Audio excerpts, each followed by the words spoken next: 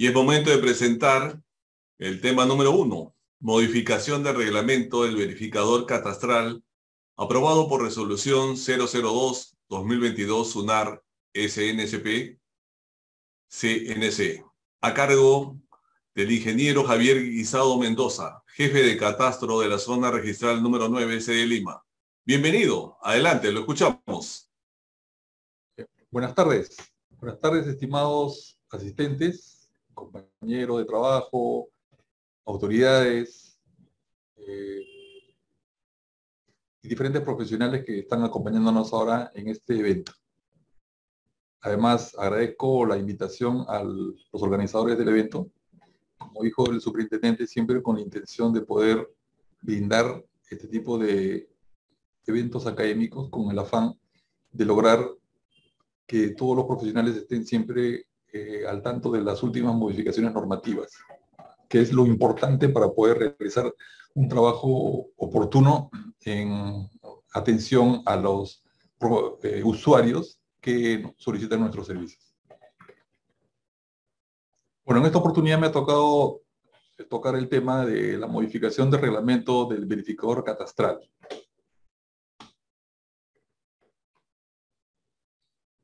Bueno, el año 2010 se aprueba el reglamento del índice de verificador catastral a través de la resolución 03-2010 SNSP-CNC de fecha 3 de diciembre de 2010.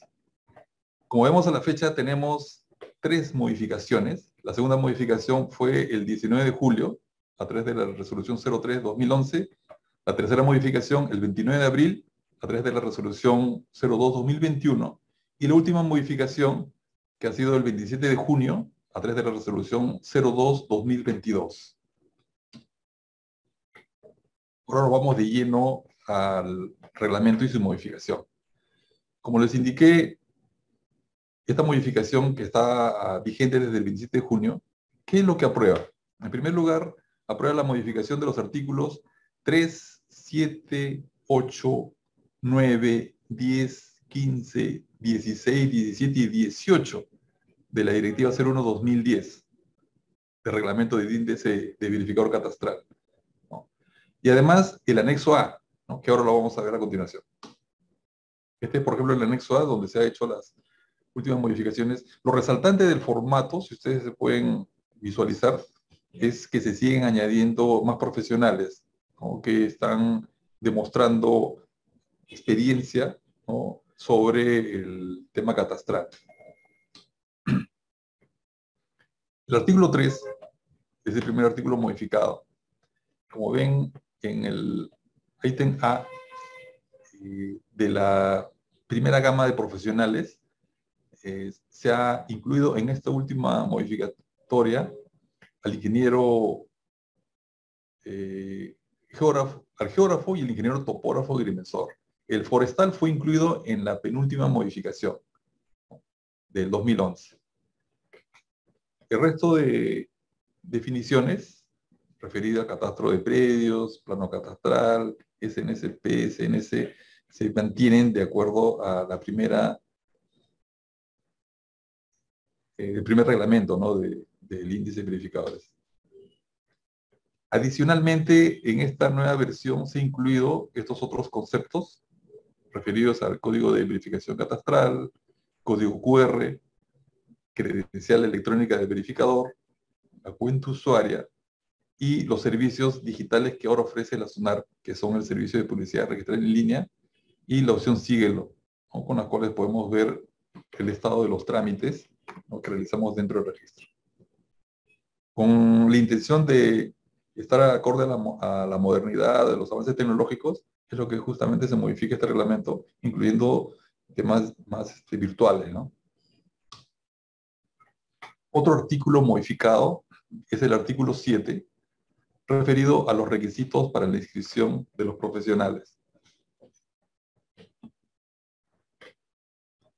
Adicionalmente, como ven en pantalla, se incluye el trámite en línea y el trámite presencial, ¿no?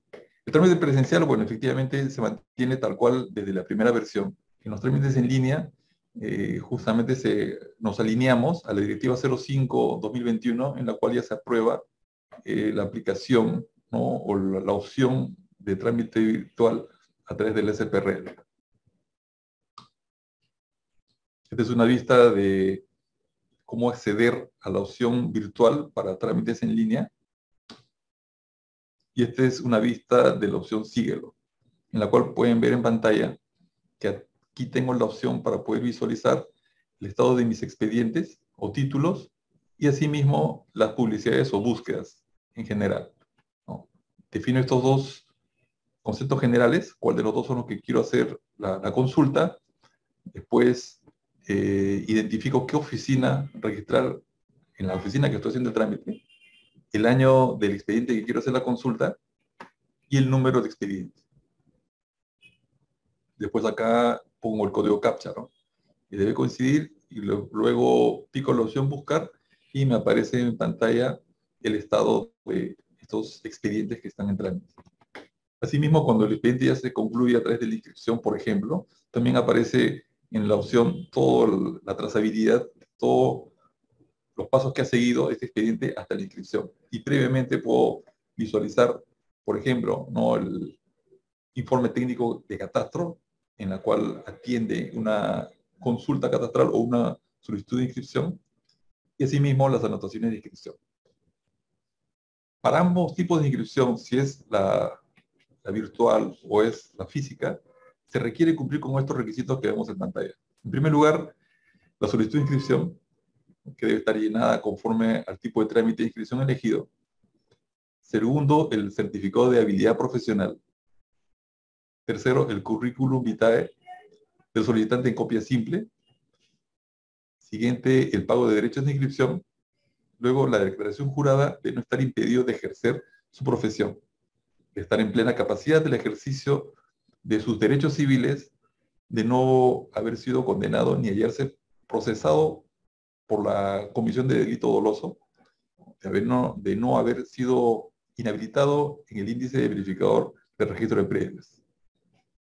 Además de la constancia impresa de haber aprobado la evaluación de conocimientos vía online con nota probatoria mínima de 14, la cual podrá ser descargado de la misma página web del SNCP.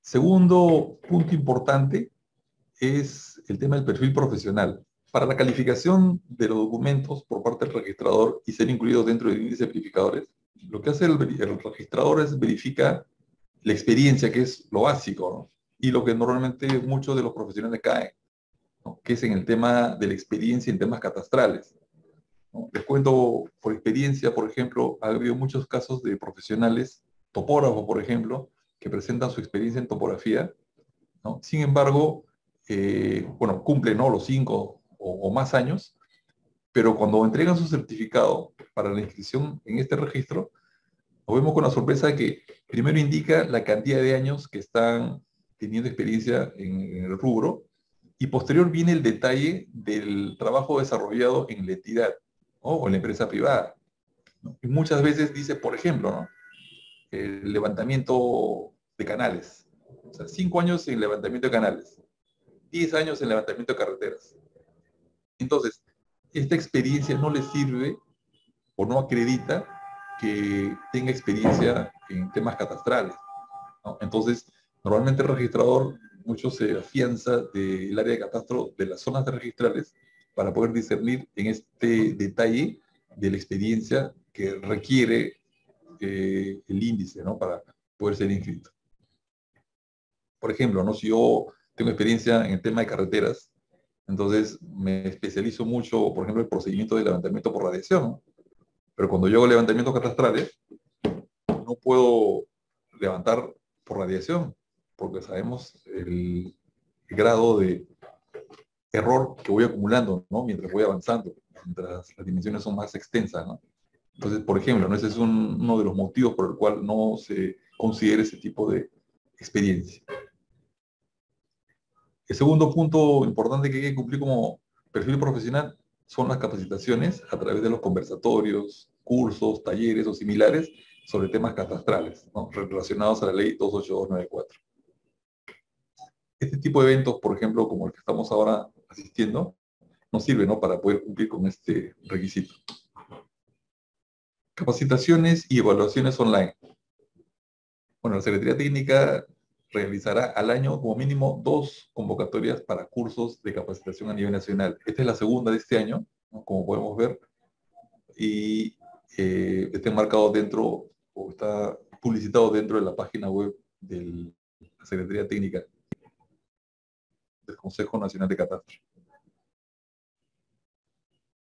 Las evaluaciones de conocimientos para el ingreso de profesionales al índice de verificadores se realizan vía online y el cronograma de evaluaciones es establecida normalmente por la Secretaría Técnica del SNSP, el mismo que será publicado en la página web del SNSP. Los postulantes que se inscriben para la evaluación de conocimientos online que no hayan cumplido con los requisitos establecidos en los literales A, B y C del numeral 7.1 y los literales A y B del numeral 7.2 del artículo 7 del presente reglamento serán considerados no aptos. Eso ya entra a tallar también dentro del proceso de calificación registrada. Bueno, para el tema del artículo 9, que también es un artículo modificado, sobre el lugar de presentación de la documentación.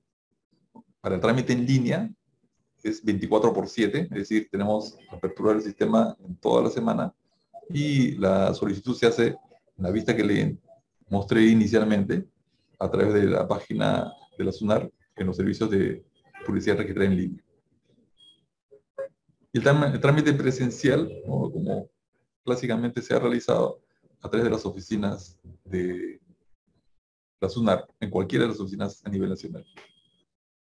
Sobre plazos para la evaluación y subsanación de observaciones. Como les dije en un momento, muchos expedientes o muchas solicitudes de inscripción del índice de verificadores se observan por temas de experiencia, ¿no?, más que todo. Entonces, en estos días de plazo que se tiene para la evaluación o para subsanación de los expedientes, bueno, hay que buscar una documentación que pueda cumplir, ¿no?, con los 5 años que requiere como mínimo para poder ser considerados aptos, ¿no?, para ingresar al índice de verificadores.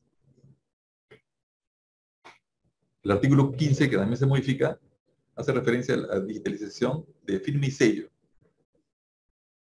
¿no?, que estas son digitalizadas e incorporadas en la base de datos del índice de verificador catastral a fin de ser verificada a través de la web SUNAR o de la web del SNSP.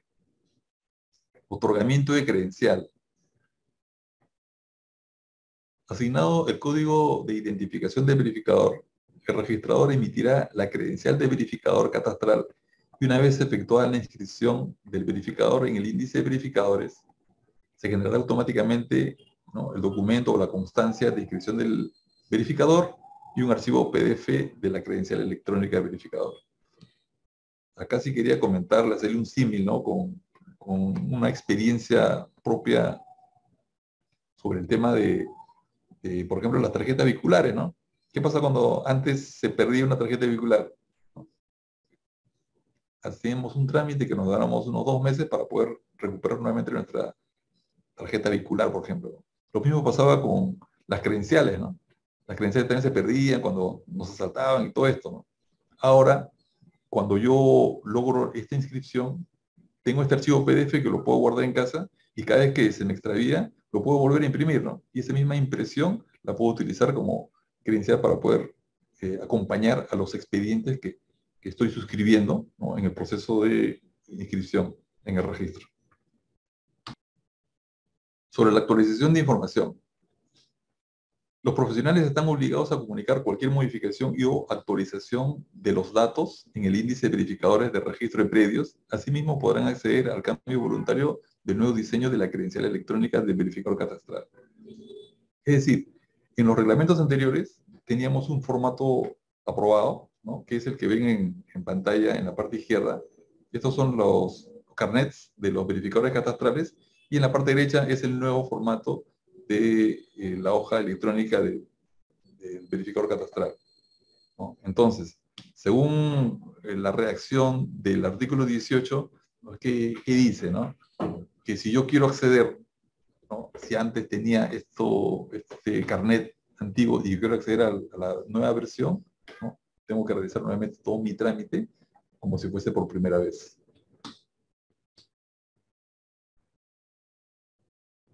Por aquí unas preguntas sueltas, un poco para ver qué nos podría venir en los exámenes posteriores para acceder a ser verificado catastral, ¿no? Primero, ¿cómo accedo al examen de verificador catastral? A través de la página www.snsp.gov.pe.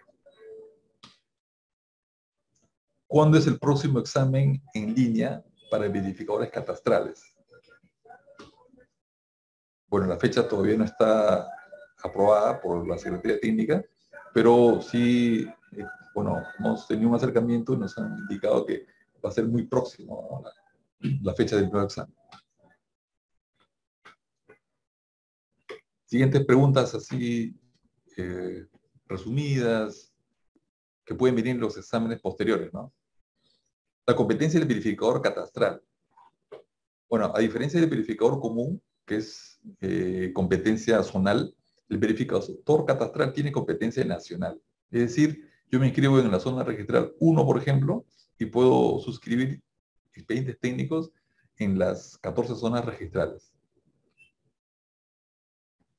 Entonces, bueno, primer punto, ¿no?, importante. Lo segundo, en la resolución número 02/2021 SNCP del CNC, el artículo 19 hace referencia a la vigencia. ¿Qué dice la vigencia? Que la inscripción del índice de verificadores catastrales es a plazo indeterminado, ¿no? Antes, la vigencia de un ingeniero o verificador catastral era de 2 años, tal cual también pasaba con el verificador común, ¿no? Entonces, actualmente, desde la aprobación de esta resolución 02 del 2021, ya la duración es indeterminada. Pero ojo, si vemos acá, la Secretaría Técnica puede dejarla sin efecto cuando compruebe el cambio de las condiciones indispensables para su inscripción. Es decir, por ahora, por las limitaciones, existe esta condición de plazo indeterminado. Pero siempre hay que estar al tanto, ¿no?, para poder estar a la expectativa de la renovación de, mi condición de verificador catastral. ¿Qué es el índice de verificador catastral? Es un registro administrativo de información de profesionales utilizado para realizar el levantamiento catastral, la validación de la información de la ficha catastral y demás actos facultados por la ley 28294 y la 30230. Entonces, en este índice se incluye a todos los profesionales verificadores a nivel nacional. Entonces, por ejemplo, si yo estoy en Trujillo y necesito hacer un saneamiento catastral, voy al registro público y pido la visualización e impresión del índice de verificadores. Entonces, ahí va a salir la lista de todos los verificadores a nivel nacional. Obviamente que por el tema de desplazamiento, para no estar pagando, ¿no?, el tema de los pagos por viáticos, el profesional, tengo que buscar el profesional que esté más cerca, ¿no?, al punto donde voy a hacer el servicio, donde voy a solicitar el servicio de saneamiento catastral. Entonces, eso es importante para poder tener una idea, ¿no?, de a qué profesional voy a solicitar, ¿no?, sus servicios. Y otra sugerencia también, ¿no? Si bien es cierto, acá estamos viendo todos los procesos de levantamiento catastral, ¿no?, dentro del curso que vamos a llevar en estos días, hay que tener en cuenta que, por ejemplo, a nivel municipal, todavía no hay una restricción de la suscripción de los expedientes administrativos por parte del profesional. Es decir, puede ser firmado solamente por un profesional hábil. No necesito ser profesional o verificador común o verificador catastral, ¿no? Pero sin embargo, entidades de competencia nacional, por ejemplo, ¿no?, como el Ministerio de Agricultura, la Dirección Regional de Agricultura, ellos sí están y ahora han modificado sus documentos administrativos, sus documentos de gestión, ¿no?, y sí exigen la suscripción de los expedientes técnicos por parte del verificador catastral, ¿no? Entonces, se entiende que esta va a ser la tendencia. Porque ¿cuál es la diferencia, por ejemplo, de un verificador común y de un verificador catastral? Que el catastral tiene especialización para poder, incluso para estar siempre actualizado, ¿no? Sobre los procesos de levantamiento catastral, ¿no? Y sobre todo formaciones, ¿no? Formación técnica, ¿no? Técnica y capacitación, ¿no? Que es lo más importante. Porque siempre la tecnología va avanzando y a la par salen equipos de mejor precisión, ¿no? Y procedimientos incluso, ¿no? Sobre procesos para poder lograr, ¿no? La inscripción en el registro. Entonces, si dejamos la actualización, dejamos la capacitación, vamos a estar, ¿no? Siempre con menos opciones, ¿no? Para poder lograr la inscripción por no tener las herramientas para subsanar, ¿no? O en todo caso orientar un expediente como debe ser. ¿Cuáles son las funciones y obligaciones del verificador catastral? Primero, cumplir con los procesos de levantamiento catastral suscribiendo los planos y memoria descriptiva. Acá, por ejemplo, en la práctica, ¿qué es lo que pasa? Bueno, sabemos que tenemos profesionales con mucha experiencia, ¿no? Que son muy empíricos, ¿no? Y profesionales que tienen poca experiencia, es decir, los profesionales que recién están saliendo de la formación académica, universitaria. Entonces, siempre el académico sale con todas las nuevas tecnologías, ¿no? Conociendo mucho de los procesos ¿no? De sistemas de vanguardia, ¿no? En cambio, los ingenieros que, bueno, son más de mayor edad, ¿no? Como que se quedan en el tiempo, ¿no? Entonces, ¿qué pasa? Muchas veces el profesional que se queda en el tiempo es el que solamente firma los informes, ¿no? O sea, actúa como verificador catastral, ¿no? Por los años que ya tiene experiencia y puede lograr llegar a considerarse como verificador catastral. Pero ¿qué pasa sobre el tema de responsabilidad, ¿no? O sea, no es, bueno, el tema del verificador común, como que la situación es un poquito más, no es tan compleja, ¿no? No es tanta responsabilidad. En el tema catastral, ahí sí existen muchas responsabilidades que son asumidas a la hora que se suscriben los expedientes técnicos. Entonces hay que tener mucho cuidado, ¿no? Por ejemplo, les comento que tenemos muchos procesos de sanción y suspensión de profesionales. Por ejemplo, ¿no? En el caso de saneamiento o las leyes de regularización. Entonces, estas leyes de regularización te hacen referencia a fechas en las cuales tienen que concluirse las edificaciones, por ejemplo, ¿no? Entonces, lo que hacen estos profesionales es suscribir los documentos como si todas las construcciones hubiesen concluido, ¿no? Al amparo de esta ley, ¿no?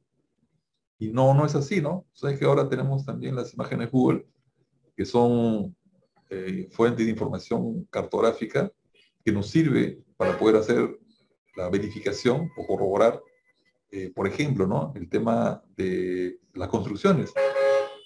Entonces, si hago una declaración, ¿no? O una suscripción de un expediente técnico indicando que las construcciones se acabaron en un año X, pero si en las imágenes de Google puedo ver que en el año que yo suscribo digo que ya se terminó, pero en la imagen dice otra cosa, ¿no? Dice que no había nada en ese año. Entonces, eso es pasible de una sanción administrativa, ¿no?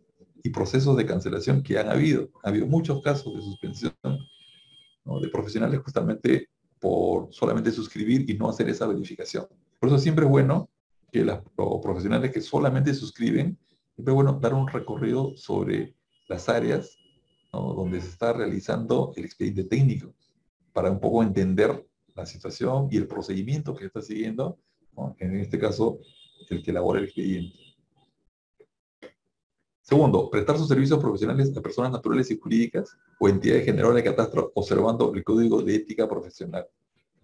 Esto es importante porque muchas veces, bueno, hay muchos criollos, ¿no? Entonces, en Perú está muy abarrotado, ¿no? Del vivo, ¿no? El vivo que quiere aprovecharse ¿no? de que es menos vivo, ¿no? Pero siempre es una pelea que se está vivo para suscribir, por ejemplo, para apropiarse, ¿no? ¿Qué pasa? ¿No? Es lo que pasa normalmente, ¿no? Si yo tengo una manzana, ¿no? En una ubicación X, en la cual se inicia la habilitación, por ejemplo, ¿no? Una habilitación urbana, y en esa habilitación urbana se inscribe o se proyecta un lote, ¿no? Y después el primero que compre ese lote empieza a construir. Cuando construye, ¿qué hace? Primero dice, ah, bueno, yo compré, por ejemplo, ¿no? 10 por 20, 200 metros. Entonces pone sus sitios de los 10 por 20, o en todo caso encuentra los sitios 10 por 20, ¿no? Y empieza a hacer las zanjas, ¿no? Para poner las zapatas, ¿no? Para comenzar con su edificación, ¿no? Hace todo el proceso de cimentación. Entonces, ¿qué es lo que hace? No, tengo que dejar mi junta de dilatación. Pero la junta de dilatación está fuera de mi propiedad, ¿no? Eso es lo que él entiende, o al menos la viveza, ¿no? En la que quiere aprovecharse. Entonces deja la junta de dilatación 5 centímetros a cada lado, son 10 centímetros, ¿no? Que está ganando entre comillas. Entonces viene otro vecino y hace lo mismo, ¿no? Entonces yo compré tanta dimensión, entonces deja sus nuevos 5 centímetros, ¿no? Y vuelve a correr. Entonces vuelven a correr y el lote que construye al final es el que recibe todos los descuentos, ¿no? Todas las áreas que han sido descontadas. Entonces ese es el tema, ¿no? Ahí hay que tener mucho cuidado, ¿no? Y tener en cuenta, ¿no? La documentación con la cual el cliente, entre comillas, ¿no? Les está pidiendo a los profesionales, a los verificadores, ¿no? Y lo que por ética deben trabajar, ¿no? Por ética lo que deben hacer respetar, ¿no? Dentro del procedimiento o el cliente que están armando. Y otro detalle, ¿no? Por ejemplo, las observaciones recurrentes sobre la aplicación de la ley de saneamiento catastral registral, o sea, ¿cuáles son? En primer lugar, pero no sé si, no es con la intención de hablar mal de los arquitectos, no de esta generación, ¿no? De generaciones anteriores, pero si nosotros revisamos habitaciones urbanas antiguas, nos vamos a dar cuenta que todas las habitaciones son lotes rectángulos, ¿no? Totalmente con ángulos rectos. Y eso no es real, pero así están habitaciones antiguas inscritas. Entonces, ¿qué pasa? ¿No? Aparte de que no es la realidad, porque la realidad, entonces, saben ustedes que bueno, la Tierra tiene muchas, de acuerdo a las líneas isográficas, hay mucha variación de pendientes. Entonces, en medio de estas pendientes, los lotes son, a veces, tienen otra forma, ¿no? Y no respetan lo que está habilitado. Entonces, empieza a realizarse las construcciones de todos los lotes, se termina de construir la manzana, ¿no? Y empiezan los segundos actos, ¿no? Empiezan los segundos actos de transferencia. Cuando vienen los actos de independización, por ejemplo, entonces hacen un levantamiento nuevamente del lote inicial y se dan cuenta con la sorpresa de que cuando van a hacer el fraccionamiento de esta unidad, no coincide con el valor inicial. Entonces, ahí tenemos dos alternativas, ¿no? Utilizar la ley de catastro para el saneamiento o utilizar el reglamento de inscripción de registro de predios bajo un procedimiento ordinario de rectificación, por ejemplo. Entonces, ahí entra a tallar un poco la experiencia del ingeniero verificador catastral, ¿no? El verificador catastral lo que tiene que hacer es lograr el objetivo, ¿no? De saneamiento. Porque si nosotros nos ponemos a analizar entre costo-beneficio, nos vamos a dar cuenta que todo procedimiento de aplicación con la ley de catastro para el saneamiento catastral predial es mucho más oneroso que un procedimiento ordinario, ¿no? Entonces, normalmente la sugerencia, ¿no? Para todos los profesionales es, cada vez que uno realiza la atención de un cliente, ¿no? Suyos, lo que tienen que hacer es buscar primero la alternativa más práctica, ¿no? La menos onerosa, y hacer el trabajo correctamente, ¿no? No solamente hacer el trabajo, ¿no? Porque si hacer el trabajo y no se va a inscribir, es, bueno, una mala reputación, ¿no? Entonces la idea es siempre llegar a una inscripción, ¿no? Que es para lo cual sus clientes los están contratando. Entonces, para ello hay que hacer este análisis. Primero. Ahora, segundo, por ejemplo, vamos a suponer que vamos en un ejemplo para una solicitud de inscripción vía saneamiento catastral registral. Si yo hago un levantamiento de un lote, ¿no? Vamos a suponer que la habilitación se inscribió de 10 por 20, siguiendo con el ejemplo anterior. Pero ¿qué pasa? Cuando empecé a construir, ya no pude construir 10 por 20, sino construí, por ejemplo, 8 por 20. ¿Por qué? Porque mis vecinos me ganaron. Por ejemplo, ¿no? Esa es una situación que yo tenga solamente para regularizar 8 por 20. Y la otra situación es al revés, ¿no? Que mi predio haya sido habilitado por 10 por 20, pero como fui el vivo, no es 10, sino, por ejemplo, es 10.5, ¿no? U 11 por 20. Entonces, si tengo dos alternativas, entonces, ¿cuál sería la solución más práctica, ¿no? En ambos casos? En primer lugar, hay que tener en claro que cuando siempre se hace un segundo acto sobre predios que están sobre el predio inicial, es decir, todos los linderos se encuentran dentro del predio primigenio, o sea, todos los linderos son iguales o menores, ¿no? En esos casos es más factible la aplicación de reglamento de inscripción de registro de predios bajo los actos registrales de rectificación. No es factible, o no es recomendable. Obviamente que lo puedo hacer en cualquiera de los casos de la aplicación de la ley de catastro, ¿no? La 28294 para el saneamiento catastral registral. Pero es muy oneroso, ¿no? En cambio, cuando sucede al revés, cuando el predio es mayor a la habilitación y hay una afectación, esa afectación es gráfica, no es física, ¿no? Porque en campo nunca vamos a encontrar una superposición, ¿no? Siempre hay un muro levantado, ¿no? Respetando el otro muro, ¿no? El problema surge a nivel de la regularización. Cuando yo quiero tener en documentos lo que físicamente tengo como mi propiedad, ¿no? Ahí es donde nace el problema.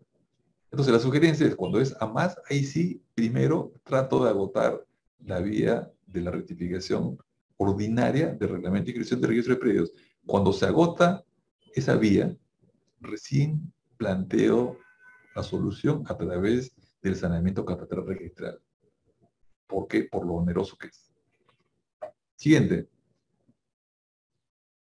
Abstenerse de seguir actuando como verificador catastral cuando se encuentre suspendido, inhabilitado o haya caducado su inscripción.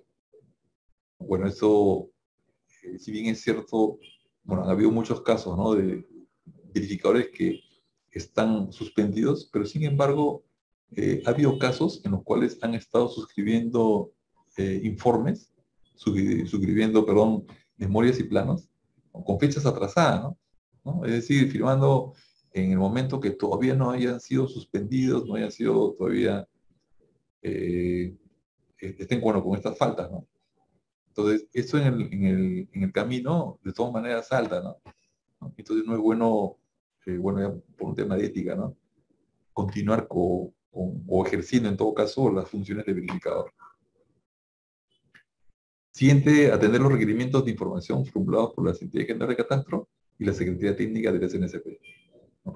Es decir, si la entidad general de catastro, ¿no?, te indica, tengo que hacer tal saneamiento, tengo que regularizar tal levantamiento, en coordinación con ellos, bueno, hay que continuar, ¿no?, con lo que ya está establecido. La siguiente función es la elaboración del plano catastral y ficha catastral. Eso también ya, bueno, es obvio. Siguiente procedimiento, solicitar el CUC a la municipalidad, ¿no?, y el visado del plano. Cuando yo pido el CUC a la municipalidad, ¿no?, y tengo la denegatoria, entonces hago la solicitud del CUC al SNSP, que deriva a la Secretaría Técnica para la asignación del CUC. Posterior a ello, armo mi expediente y este expediente lo presento, el expediente completo, al registro, solicitando el saneamiento catastral registral.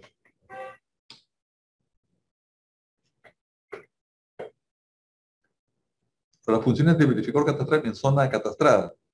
Bueno, en zona catastrada, si ya, por el caso, por ejemplo, ¿no?, de San Isidro, que ya está declarado como zona catastrada, ¿no?, algunos sectores de Los Olivos, ¿no?, entre otros, todo el procedimiento se hace a través de la municipalidad. En el caso de zona no catastrada, ahí sí, a solicitud del titular catastral, se realiza el levantamiento catastral del predio.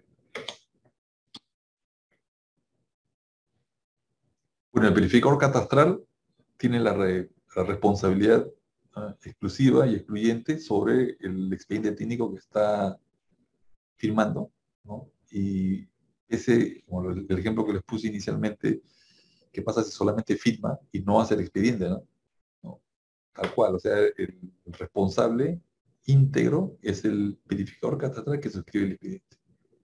Y la sanción, ya sabemos, ¿no?, llega hasta la suspensión, ¿no?, de su registro. Este es el modelo del plano catastral, ¿no?, el mismo que se encuentra en el instructivo del plano catastral en zona no catastrada. hay que tener en cuenta, por ejemplo, ¿no?, que el plano catastral siempre tiene el detalle, por ejemplo, ¿no?, esta es la escala 1 en 1000. La distancia entre grillas siempre es un 0 menos, sería 100 metros, y el plano de localización es un 0 más, ¿no?, que sería el 10.000. Esos, bueno, son los datos relevantes. Después, ¿qué datos deben consignar en el cuadro general de distribución de áreas? ¿No? Ya sabemos que son los lados, los ángulos internos, las coordenadas en X y Y. Bueno, eso es todo por hoy. Muchas gracias. Agradecemos al ingeniero Javier Guisado por compartir sus conocimientos